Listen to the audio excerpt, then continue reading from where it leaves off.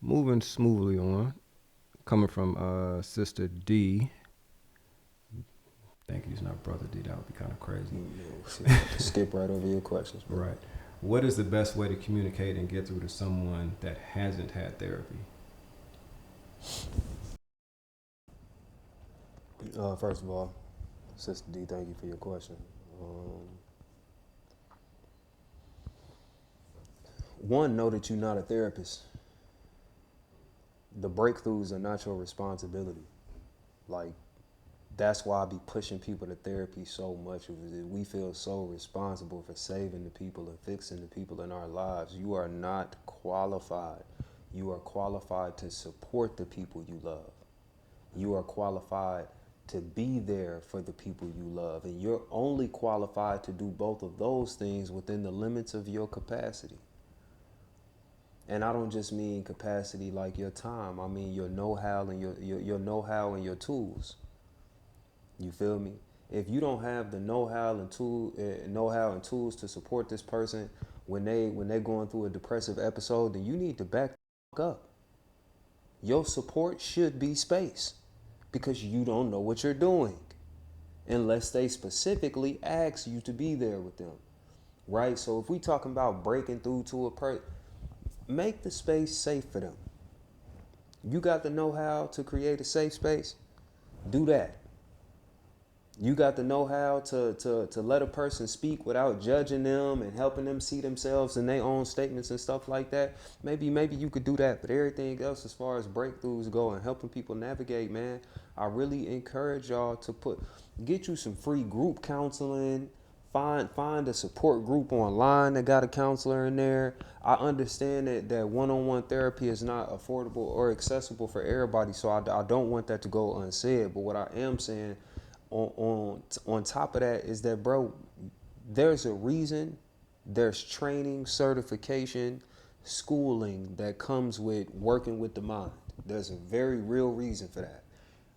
And I can tell by how much people are quick to misdiagnose somebody without a degree on social media based on a 30-second to 45-second clip that most folks shouldn't be trying to break through to nobody. The good majority of people shouldn't be trying to do no breaking through because you're gonna fuck around and break the person. So y'all, you with all due respect, Sister D, create a safe space for that person to navigate the way that they need to navigate. That hurt a little bit, just a little bit. This is a very solid piece of furniture. I think other than that, we need to practice getting out of people's way a little bit more. We need to practice getting out of people's way just a little bit more. We're gonna talk about that too, within the grown folks table. But I'll leave it there because I'll leave it there. I would just caution, anybody taking on that savior complex. I've talked about this a few times. It's not our jobs to save other people, man. You saving yourself, you doing your work. I think really. Yeah, okay, let's do that. Let's go this direction. Let's take this and kind of go in a direction that in a way I think could add some useful context. Doing your work creates space for other people to do their work. One of the greatest things you can do to get through to someone else is to get through to yourself and actually become a reflection of the work that you are doing in your life. Become a walking testimony of the work that you are doing in your life, right? To radiate the work that you are doing in your life. I could use some more poetic, you know what I'm saying, but you get what I'm saying. Let me do like a sloppy example using some of the extra stuff that's on the table. I just want to make this kind of elementary as possible. If I got this mess right here, right, we got this whole pile of belongings. Some of this stuff belongs to me. Some of it belongs to Cousin Kenny in the cut. You feel me? I could sit here and argue with Cousin Kenny in the cut about this mess. I could tell him like, bro, you got your headphones all on my phone. It's your charger is here. I don't even know what this battery go to. Or I could shut the fuck up Stop arguing with Cousin Kenny.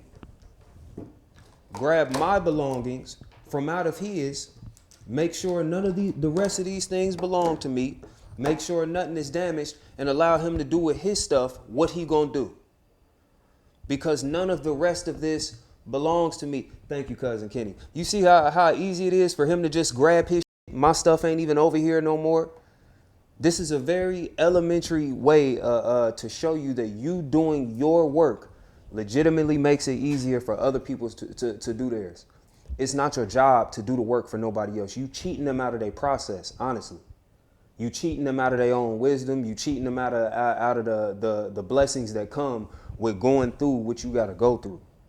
I understand, like, it's hard to see people. You believe me.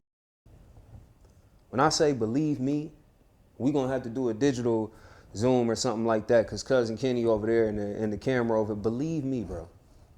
I understand exactly how hard it is to see the people around you suffer. I understand on levels that I will not express in this video. You are not a hero. What I chose to do when I saw the people around me suffering was go harder at to become better at what I'm doing, to grow in what I'm doing, because this is the best way that I can help the people around me. Is to continue to show up in my lane, to continue to use my gifts, my tools to you know what I'm saying, bring the things toward me that I need. So again, humble yourself, man, and find peace in this idea that we're all human beings. You might be able to sacrifice yourself for somebody else. You could do that. I don't know if that's going to save them, because that's what we be talking about a lot, I think, is not saving people. We talk about sacrificing ourselves for other people. And that might help. Again, I'm not saying that you're not going to help. Like your homegirl needs $700. You only got a stack in the account.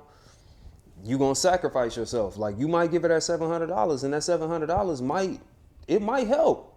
No one's telling you that, but if she was in a position to need some bread and now she working on paying you back, you done sacrificed your bread. Who's supposed to help you? Is that a gateway to bitterness, though? Like, trying to sacrifice yourself for other people and not getting nothing in return? I absolutely think it can be. I've done it. Yeah, 'cause I think, like, when you're talking about just giving, donating, whatever the case is, you have to donate from a space of, if you never get it back, you're going to be good. And I don't think a lot of us have the emotional discipline to do that, to be like, if I give myself emotionally and spiritually to be supportive, you may not ever be able to get it back to me. You know what I'm saying? And we get bitter when it's not reciprocated. You know what I'm saying? Actually, can we? My yeah. fault. No, you good. You good. I'm glad you brought that up, because I really just want to double down on it, that most times we not talking about money. Most times y'all giving from an emotional, mental, and spiritual budget that you really should be spending on yourself, right? Like, you giving from, you check the checking in your checking. You ain't even got too much going on in your checking account past what you pay your bills with.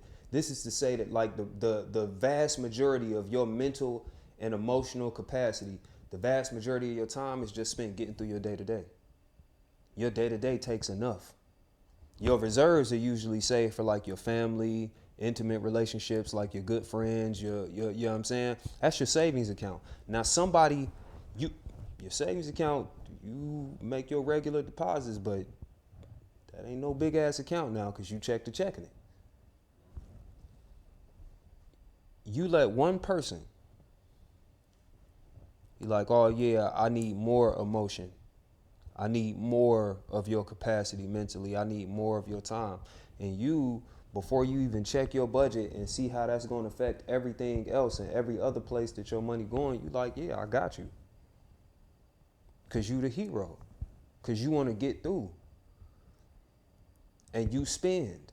And you spend. And you spend. And before you know it, the time that you were spending with your family, The time that you were spending with your partner, hell, the time you were spending with yourself belonged to somebody else. And they can't give it back to you. And now you salty at them when it wasn't their job to do your budget.